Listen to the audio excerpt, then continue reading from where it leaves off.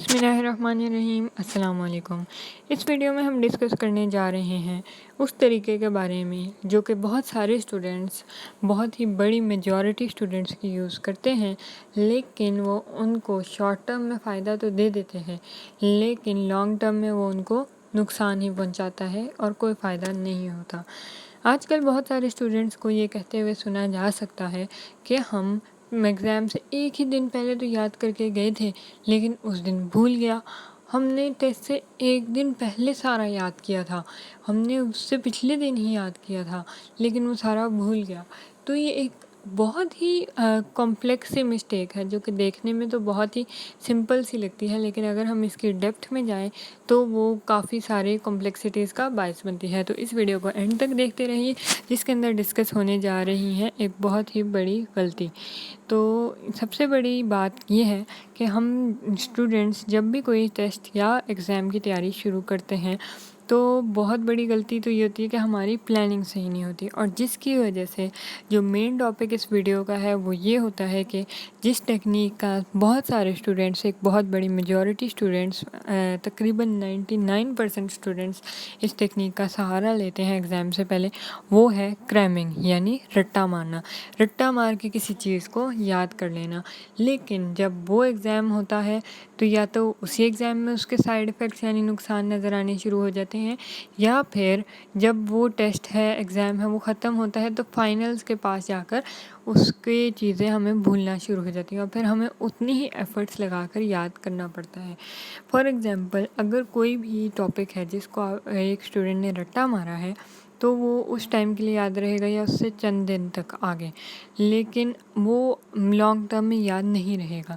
और अगर एग्ज़ाम थोड़ा दूर है तो उस एग्ज़ाम से पहले जितना टाइम पहली दफ़ा रट्टा मारने में लगा था उतना ही टाइम उसको दोबारा रट्टा मारने में लगेगा, जो कि किसी भी स्टूडेंट के लिए पॉसिबल होना बहुत ही मुश्किल है।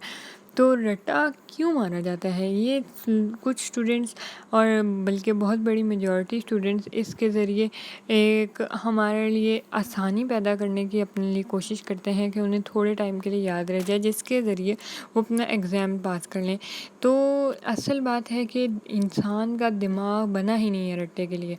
क्यों? क्योंकि जो भी चीज़ उसको पता है कि अभी के लिए स्टोर की जा रही है इतने ज़्यादा अमाउंट में, उसका मतलब है कि वो शॉर्ट टर्म में रख के उसे ज़ाया कर देगा, उसे लॉन्ग टर्म की तरफ नहीं लेकर जाएगा। और ये आपको ये तो हो सकता है कि मल्टीपल चॉइस क्वेश्चन में आपको सही आंसर लगा दो, या फिर उसके बाद है आप एक छोटे से लेवल पर अपनी सक्सेस हासिल कर लो। असल में कोई भी ये नहीं कहता कि मैं रट्टा मार रहा हूँ या रट्टा मार रही हूँ। स्टूडेंट्स यही समझते हैं कि वो स्टडी ही कर रहे हैं।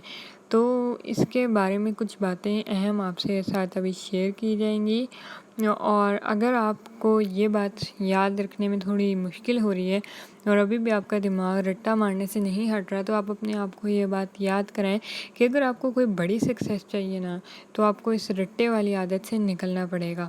और ये बात याद रखें कि रट्टा मारना पढ़ाई करना बिल्कुल भी नहीं है। कुछ स्टूडेंट्स ये सोचते हैं कि शायद रट्टा मारना, वो रट्टा मारने को याद करना कहते हैं, लेकिन वो असल में रट्टा ही मार रहे होते हैं। वो बार बार एक चीज़ को रीड करके अपने दिमाग में बिठाने की कोशिश कर रहे होते हैं, जबकि असल में पढ़ाई करना ये है कि स्टूडेंट्स को ये समझ आए कि जो पढ़ रहे हैं उसका मतलब क्या है, वो किस तरह से रिलेट कर पा रहे हैं, उसको असल में अपनी मेमोरी में, अपनी रियल वर्ल्ड के साथ रिलेट करें। और बिलीव मी, अगर आप रट्टा मारने के बजाय कॉन्सेप्ट से और अंडरस्टैंडिंग के मुताबिक ये याद करेंगे ना, रियली याद करेंगे, रट्टा नहीं याद करेंगे, तो वो आपको ज़्यादा अच्छा याद रहेगा।